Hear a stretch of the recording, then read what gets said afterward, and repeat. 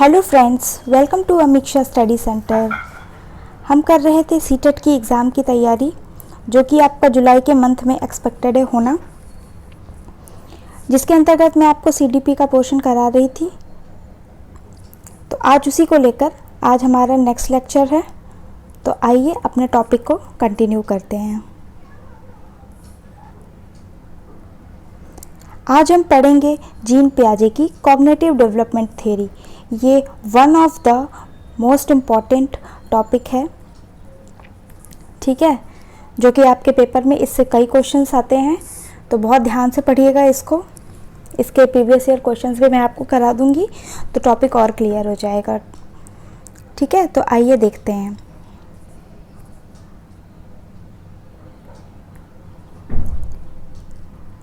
पियाजे एक स्विस मनोवैज्ञानिक थे, यानी कि he belongs to Switzerland country. इन्होंने ये जो पियाजे थे, ये क्या हैं, एक्टिव एक्सप्लोरर कहा है इन्होंने बच्चों को। क्या कहा है कि बच्चे क्या हैं, एक्टिव एक्सप्लोरर हैं, यानी कि अन्वेषण करता है, अन्वेषण करता। वो कुछ ना कुछ खोज करते रहते हैं, ठीक है। जैसे कि अगर कोई भी खिलौना दे दे, एक छोटी सी कार दे दी, तो वो क्या करेंगे, उसको खेलने की बजाय उसको खोल कर देखना पसंद करेंगे कि वो कैसे बनी है, उसमें क्या क्या पुर्जे लगे हुए हैं, कहाँ से जुड़ी हुई है। इसीलिए वे क्या हैं, अगर हम उनको छोटा सा एक पेन भी दे दें तो वो क्या करेंगे, लिखने की बजाय उसको तोड़ के रख देंगे, ठीक, क्योंकि वो जानना चाहते हैं, वो ये जानना चाहते हैं कि ये कैसे बना है, क्या है, ठीक है। और क्या कहा है, देखिए उन्होंने बच्चों को क्या कहा है, नन्हे वैज्ञानिक, नन्हे वैज्ञानिक कहा है उन्होंने बच्चों को, लिटिल साइंटिस्ट्स। देखिए ऐसे क्वेश्चन भी आ सकता है कि लिटिल साइंटिस्ट कौन से वैज्ञानिक ने, कौन से मनोवैज्ञानिक ने कहा है। 4 ऑप्शन दे देगा, वाइगोत्स्की, स्किनर, पियाजे या फिर नन ऑफ दिस। तो आप पियाजे पे टिक लगाएंगे, ठीक है। इसलिए बहुत ध्यान से करिए। ये जो भी इम्पॉर्टेंट पॉइंट्स है मैं सिर्फ वही करा रही हूँ जो कि आपके पेपर से रिलेटेड हैं, और ये क्वेश्चंस आए हुए हैं पेपर में, इसीलिए हम यहाँ पे डिस्कस कर रहे हैं, ठीक है। और देखिए और उन्होंने क्या कहा है, और उन्होंने क्या कहा है कि बच्चे क्या हैं, एक्टिव बिल्डर हैं, एक्टिव बिल्डर ऑफ नॉलेज, ज्ञान के क्या हैं, सक्रिय निर्माता हैं। वे अपने मन से करके देख के और करके देखना चाहते हैं, अपने हाथ से टच करके उसको। अगर कोई उनको करके दिखा रहा है कि देखो ये चीज़ ऐसे होती है, उनको उसमें संतुष्टि नहीं है, वे खुद से करके देखना चाहते हैं, ठीक है। तो ये तो हो गया। अब देखते हैं, देखिए कॉग्निटिव डेवलपमेंट। कॉग्निटिव डेवलपमेंट के अंदर हम क्या बातें करते हैं, देखिए कॉग्निटिव डेवलपमेंट के अंदर हम बच्चे की मेंटल स्किल्स के बारे में बातें करते हैं कि वह मेंटली कितना स्ट्रॉन्ग है। उसके अंतर्गत बच्चा क्या क्या कर लेता है, देखिए उसकी रीजनिंग पावर, मेमोरी, ये हम पहले भी पढ़ चुके हैं, बता चुकी हूँ मैं आपको। इमेजिनेशन पावर, ये सब क्या है, कॉग्निटिव स्किल्स में आती हैं। इमेजिनेशन, ये सब आप नोट डाउन कर सकते हैं या फिर स्क्रीनशॉट भी ले सकते हैं। और लैंग्वेज डेवलपमेंट भी हम कॉग्निटिव डेवलपमेंट के अंदर ही पढ़ते हैं, ठीक है। उसकी परसेप्शन एट्सेट्रा, ये सारी चीज़ें कॉग्निटिव डेवलपमेंट के अंतर्गत आती हैं। तो देखिए इन्होंने एक नया वर्ड दिया था, स्कीमा। तो हम जान लेते हैं, हिंदी में भी स्कीमा ही बोलेंगे, कि स्कीमा मतलब क्या होता है। देखिए ये क्या होता है, अगर हम एक वर्ड में जानना चाहें तो यह है पूर्व ज्ञान, यानी कि जो भी पहले से नॉलेज है हमको, उसको ही क्या कहते हैं, स्कीमा। हमारे माइंड में क्या है, छोटे छोटे पैकेट्स ऑफ इंफॉर्मेशन हैं, छोटे छोटे रूप में, हर रूप में। अब उसी को क्या कहते हैं, स्कीमा कहते हैं। मतलब जैसे हम अगर कोई भी चीज़ सीखने जा रहे हैं, कोई भी, तो उसके बारे में हमको कुछ तो प्रीवियस नॉलेज होगी ही, ठीक है। तो उसी प्रीवियस नॉलेज को क्या कहते हैं, हम स्कीमा कहते हैं। जो भी हमारे दिमाग में रफ आइडियाज़ हैं, रफ आइडियाज़, उन्हीं को हम स्कीमा कहते हैं। देखिए इन्होंने 4 एलिमेंट्स दिए थे पियाजे ने, कौन कौन से वो 4 एलिमेंट्स थे? परिपक्वता, अनुभव, सामाजिक अंतरक्रिया, संतुलन, यानी कि मैच्योरिटी, अनुभव यानी कि एक्सपीरियंस, सोशल इंटरेक्शन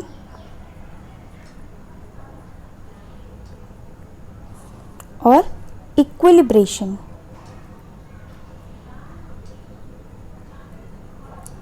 देखिए, उन्होंने कहा था कि बच्चे को कुछ भी सीखने के लिए, चाहे वो किसी भी स्टेज में है, उसके अंदर एक मैच्योरिटी, अपने एज के हिसाब से एक परिपक्वता होना तो ज़रूरी है, तभी वो पर्टिकुलर कार्य को सीख सकता है। ठीक है, अगर वह अपनी एज के अकॉर्डिंग मैच्योर नहीं है तो फिर वो नहीं सीख सकता। दूसरे पॉइंट में उन्होंने कहा है कि कुछ एक्सपीरियंस भी होना ज़रूरी है बच्चे को, कुछ भी रफ एक्सपीरियंस, पॉजिटिव या नेगेटिव एक्सपीरियंस होना ज़रूरी है, और सोशली इंटरेक्टिव होना चाहिए बच्चे को। कुछ भी चीज़ सीखने के लिए सोशल इंटरेक्शन बहुत ज़रूरी है। ठीक है, और संतुलन, इक्विलिब्रेशन, यानी कि एक संतुलन बनाना बहुत ज़रूरी है। इसको हम और भी डिटेल में पढ़ेंगे, इसके अंतर्गत भी उन्होंने 2 पॉइंट्स रखे थे। तो आइए देखते हैं वो क्या थे। देखिए, इक्विलिब्रेशन, जिसको हम संतुलन कहते हैं, इसको इन्होंने 2 भागों में डिवाइड किया था। फर्स्ट है ऑर्गेनाइजेशन, दूसरा है अडेप्टेशन। ठीक है, ऑर्गेनाइजेशन मतलब कि जो भी आपके पास इंफॉर्मेशन है उसको ऑर्गेनाइज करना, संगठित करना, पॉइंट वाइज लगाना। ठीक है, और अडेप्टेशन मतलब कि जो भी आपके पास पूर्व ज्ञान है, पूर्व ज्ञान को में नया ज्ञान को सम्मिलित करना। ठीक है, पूर्व ज्ञान में नए ज्ञान को सम्मिलित करना, इसी को क्या कहते हैं? अडेप्टेशन कहते हैं। यानी कि आपने जो भी नई चीज़ सीखी उसको आपने अडेप्ट कर लिया। ठीक है, अपने संज्ञान में ले आए कि हाँ, ऐसा नहीं होता है, ऐसा भी होता है। ठीक है, अब हम देखेंगे कि अडेप्टेशन में भी इन्होंने दो बातें कही थी, आत्मसात करना और समायोजन करना, जिसको हम कहते हैं एसिमिलेशन और एकोमोडेशन। एसिमिलेशन में क्या था? पुराने ज्ञान को नए ज्ञान में जोड़ना, यानी कि टू ऐड। जो भी हमारे पास पुराना ज्ञान है उसको नए ज्ञान में जोड़ना। जैसे कि फॉर एग्जांपल, अगर बच्चा ये जानता है कि कार है, ठीक है, उसने ये जाना कि 4 पहिए जिसमें होते हैं और ऐसी इतनी बड़ी सी गाड़ी होती है, उसको हम कार कहते हैं। उसने बस कभी नहीं देखी थी। ठीक है, तो फिर अब उसने जब बस देखी तो फिर उसने क्या कहा कि यह भी कार है, क्योंकि उसने बस कभी नहीं देखी थी, उसने तो सिर्फ कार देखी थी, तो उसने बस को भी क्या कह दिया? कार कह दिया। ठीक है, लेकिन अब जब उसको तो ये उसका क्या है? ये जो कार के बारे में उसको पता था, ये क्या है? उसका पूर्व ज्ञान है, यानी कि स्कीमा है। ठीक, अब जब हमने उसको बस के बारे में बताया तो फिर उसने एक और भी अपने दिमाग में पिक्चर बना ली कि हाँ, बस थोड़ी लंबी सी होती है, कार के कंपैरिजन में बड़ी होती है, तो ये बस है। ठीक है, अब उसने ये चीज़ ऐड कर ली, यानी कि उसने आत्मसात कर लिया अपने माइंड में। अब फिर अकोमोडेशन, उसमें क्या होता है? पुराने ज्ञान को नए ज्ञान में बदलना, यानी कि अब उसने अपने माइंड को चेंज किया, यानी कि टू चेंज। इसमें ऐड किया था, इसमें चेंज किया कि अब मैं इसको ऐसे, ये जो ऐसे दिखने वाली जो चीज़ है, छोटी सी है, ठीक है, वो क्या होती है? कार होती है। और ये जो बड़ी सी दिखने वाली होती है, पहले तो उसके माइंड में एक ही थे, दोनों चीज़ें उसके लिए कार थी, फिर उसने अपने दिमाग में ऐड किया, फिर उसके बाद में बस की जो इमेज थी और कार की इमेज थी, उनमें चेंजेस लाए। ठीक है, तो यही क्या होता है? एकोमोडेशन।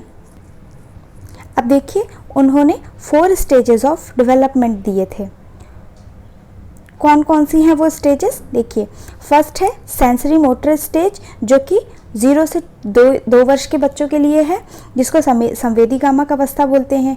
प्री ऑपरेशनल स्टेज, जो कि 2 से 7 वर्ष के लिए, जिसको पूर्व संक्रियात्मक अवस्था कहते हैं।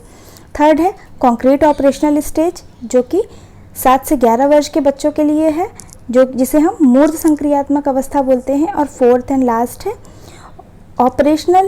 फॉर्मल ऑपरेशनल स्टेज, जो कि 11 या फिर उससे ऊपर के बच्चों के लिए है, जिसको औपचारिक संक्रियात्मक अवस्था कहते हैं। तो आइए एक एक करके हम इन सभी को पढ़ेंगे। देखिए, फर्स्ट है संवेदीगामक अवस्था यानी कि सेंसरी मोटर स्टेज, जो कि 0 से 2 साल के बच्चों के लिए है। 0 से 2 साल, अब आप कहेंगे कि 0 साल तो होते ही नहीं है।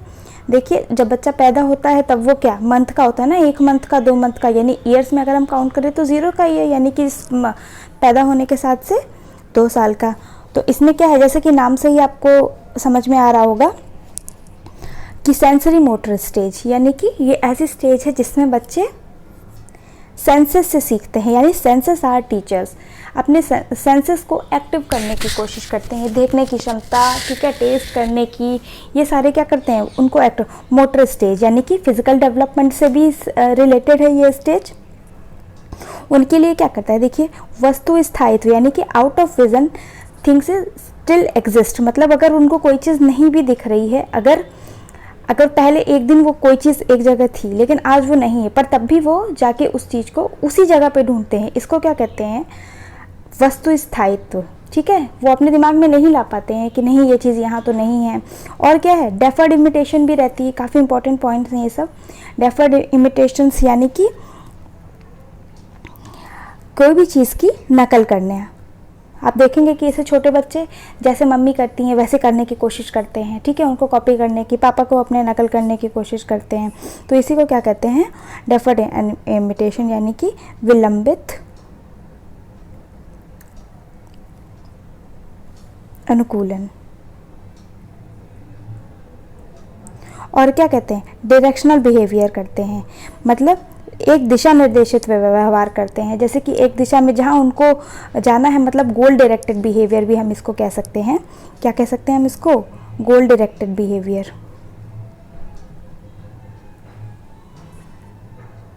यानी कि उनका एक गोल बन जाता है, जैसे सपोज जैसे वो घुटने चल रहे हैं या फिर चलना सीख रहे हैं कि मुझे वहाँ तक पहुँचना है, वो चीज़ लेनी है तो लेनी है, ठीक है, उनका एक गोल होता है।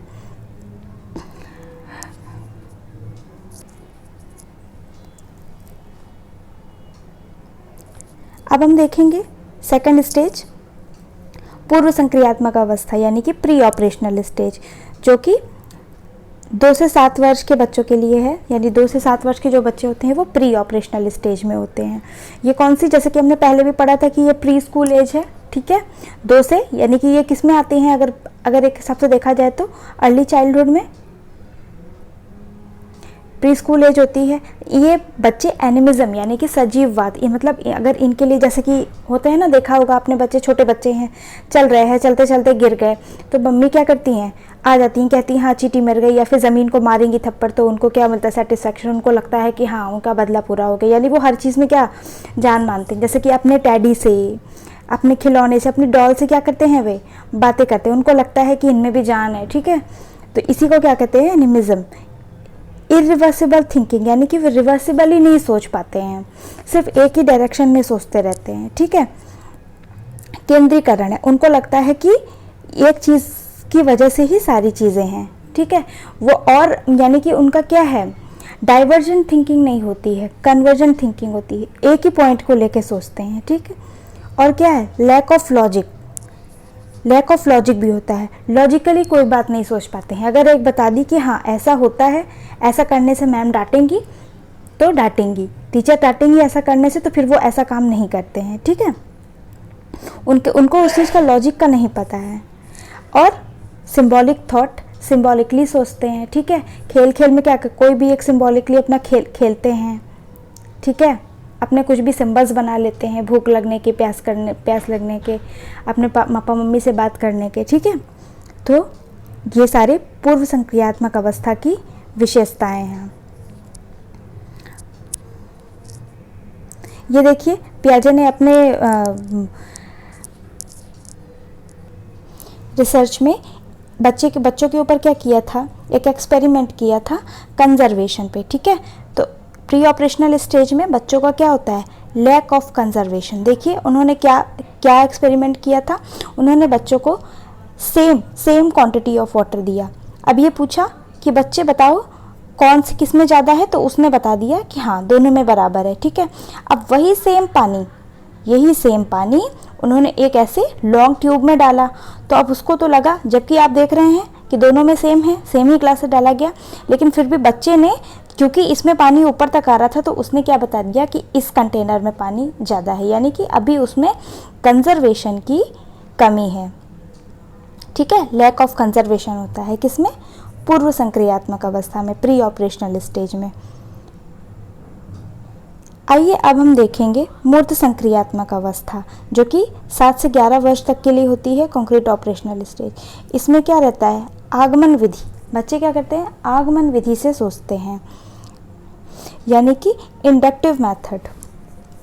इंडक्टिवली वो सोचते हैं कि पहले उनको कोई एग्जाम्पल दिया जाएगा कि देखो ऐसा स्टोरी बतानी पड़ेगी कि देखो ऐसा हुआ था, मैं वहाँ जा रहा था, मैं वहाँ पे ऐसा जाने से मैं गिर गया, तो फिर उसके बाद में एग्जाम्पल से कंक्लूजन पे पहुँचेंगे कि यानी कि इसका मतलब है कि अकेले नहीं जाना चाहिए, ठीक है। तो इसीलिए उनको स्टोरी टू कंक्लूजन से जाना पड़ता है, तो इसलिए इंडक्टिव।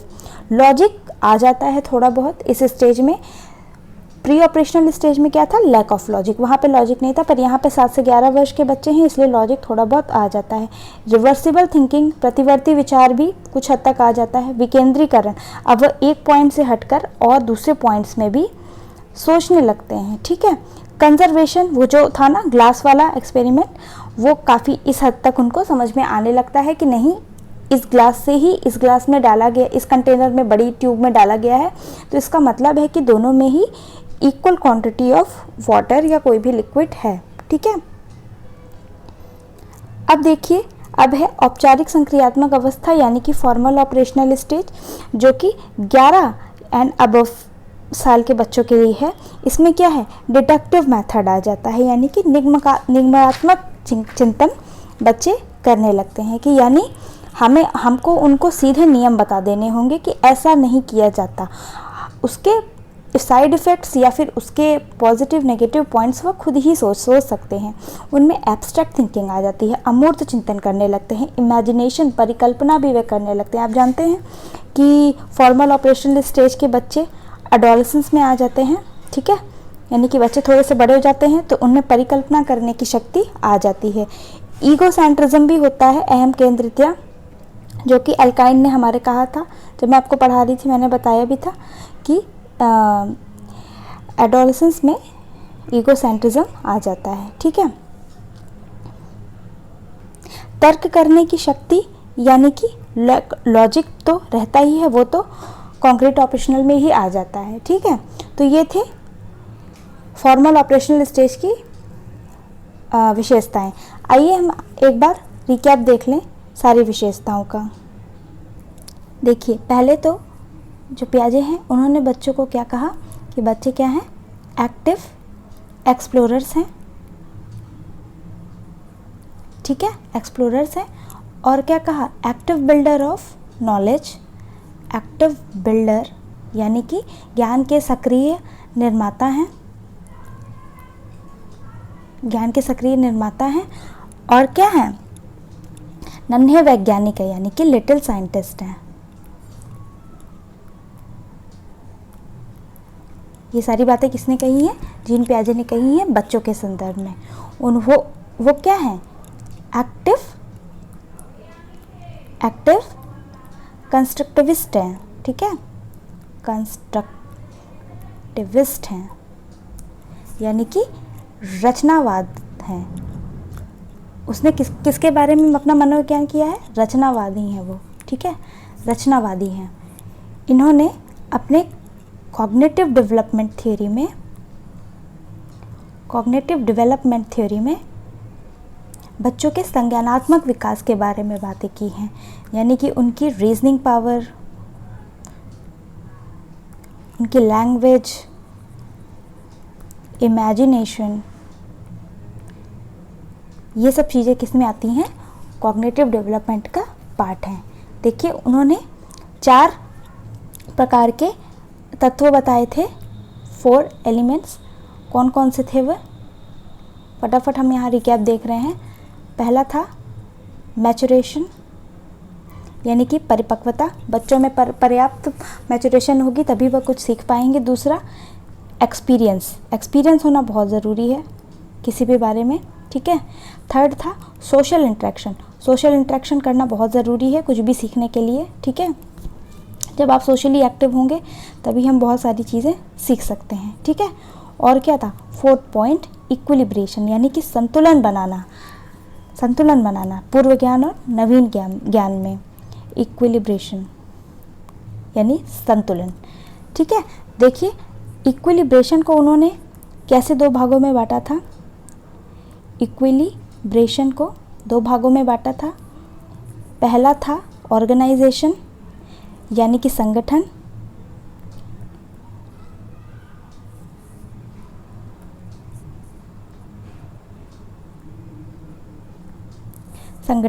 और था एडेप्टेशन, यानी कि अनुकूलन, यानी कि ज्ञान को संगठित करना, पॉइंट वाइज लगाना, ठीक है। और अडेप्ट करना, यानी कि पूर्व ज्ञान को नवीन ज्ञान में जोड़ना, ठीक है, उसको उसमें स्थापित करना, ठीक। अब हम देखेंगे कि अनुकूलन, जो अनुकूलन है यानी कि अडेप्टेशन, इसको भी इन्होंने दो भागों में विभाजित किया था। क्या क्या है वह? एसिमिलेशन, यानी कि आत्मसात करना, एसिमिलेशन, और क्या था? एकोमोडेशन। एसिमिलेशन यानी कि टू ऐड, क्या ऐड? पुराने ज्ञान में नए ज्ञान को ऐड करना, ठीक है, ओल्ड ज्ञान को, यानी कि जो भी आपका स्कीमा है उसमें नए ज्ञान को ऐड करना।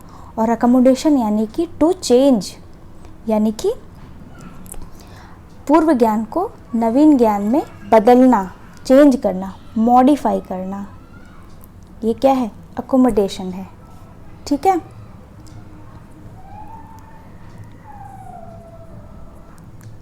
अब हम देख लेते हैं कि कौन कौन सी 4 स्टेजेस थी। पहली स्टेज थी सेंसरी मोटर स्टेज, यानी कि संवेदीकामक अवस्था, जिसमें उन्होंने क्या कहा? बच्चे क्या करते हैं? अनैच्छिक क्रियाएं, यानी कि सेंसरी स्टेज, यानी कि जैसे कि छूना, पकड़ना, ये सारी चीज़ें करने की कोशिश करते हैं, ठीक है। इसको क्या कहते हैं? अनैच्छिक क्रियाएं। और वो क्या है? वस्तु स्थायित्व, ये इंपॉर्टेंट पॉइंट है, वस्तु स्थायित्व, यानी कि उनके लिए चीज़ें वहीं पे एग्जिस्ट करती हैं जहाँ की उन्होंने पहले देखी थी, ठीक है। और क्या है? विलंबित अनुकूलन, यानी कि डेफर्ड इमिटेशन, डेफर्ड इमिटेशन करते हैं, नकल करने की कोशिश करते हैं, ठीक है, अपने से बड़ों की, या उन्होंने जिसको भी देख लिया उसकी तरह काम करने की कोशिश करते हैं, ठीक है। सेंसस आर टीचर्स, ठीक है, सेंसस आर टीचर्स, ठीक है, जैसे कि नाम से ही है कि सेंसस से बच्चे सीखते हैं, ठीक। और देखिए दूसरी स्टेज क्या थी? पूर्व संक्रियात्मक, यानी कि प्री ऑपरेशनल। देखिए एज पीरियड याद रखना बहुत ज़रूरी है, ठीक है, क्योंकि काफ़ी सारे क्वेश्चंस सिर्फ इसी से सॉल्व होते हैं कि कितने साल का बच्चा है, ठीक है। ऐसा भी क्वेश्चन आ सकता है कि प्री ऑपरेशनल स्टेज के बच्चे किस उसमें आते हैं, शैशवावस्था में आते हैं कि अर्ली चाइल्डहुड में आते हैं कि एडोलेसेंस में आते हैं, ठीक है, तो ये आपको आना चाहिए। यानी कि इसमें कौन से बच्चे होते हैं? प्री स्कूल एज वाले, प्री स्कूल एज वाले होते हैं। और क्या होते हैं? इरिवर्सिबल थॉट होते हैं, यानी कि वे दूसरे पहलू नहीं देख पाते हैं, ठीक है, जो उनको बता दिया गया सिर्फ वही है। लॉजिक नहीं रहता है, ठीक है, लॉजिक का लैक रहता है, कंजर्वेशन का लैक रहता है, यानी कि अगर उनको एक बड़े कंटेनर में सेम पानी दिया गया है तो वो बड़े वाले को ही चूज़ करेंगे, यानी कह देंगे कि हाँ वही वाला बड़ा है।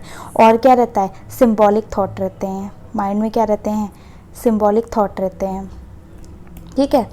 अच्छा एक पॉइंट और है इसके बारे में, प्री ऑपरेशनल स्टेज के बारे में, कि इसमें अहम केंद्रियता रहती है। क्या रहती है? एडोलेसेंस वाली अहम केंद्रियता नहीं, ये दूसरी अहम केंद्रियता है, यानी वो क्या कहते हैं? ईगोसेंट्रिज्म रहता है उनके हिसाब से कि वे ही मतलब दुनिया का केंद्र है, सब कुछ। अगर उनको बुरा लग रहा है कोई चीज़, तो वो मतलब बुरी है, वो सिर्फ अपने हिसाब से सोच सकते हैं, दूसरों के बारे में नहीं सोच पाते, ठीक है। तो इसीलिए इसको क्या बोलते हैं, ईगोसेंट्रिज्म इस स्टेज में होता है, ठीक है। अब हम थर्ड स्टेज यानी कि मूर्त संक्रियात्मक अवस्था देखेंगे, concrete operational stage, concrete operational. इसका एज पीरियड क्या है, 7 to 11 ईयर्स, ठीक है। 7 से 11 वर्ष के बच्चे इस एज में क्या हो जाता है, लॉजिक आ जाता है, रिवर्सिबल थिंकिंग भी हो जाती है, ठीक है, रिवर्सिबल थिंकिंग, कंजर्वेशन भी आ जाता है, और क्या है, इंडक्टिवली सोचते हैं बच्चे, इंडक्टिव थिंकिंग होती है। और क्या है देखिए, और क्या है, अगर हम बच्चे क्या कर देते हैं इसमें, क्लासिफिकेशन सीख जाते हैं। क्लासिफिकेशन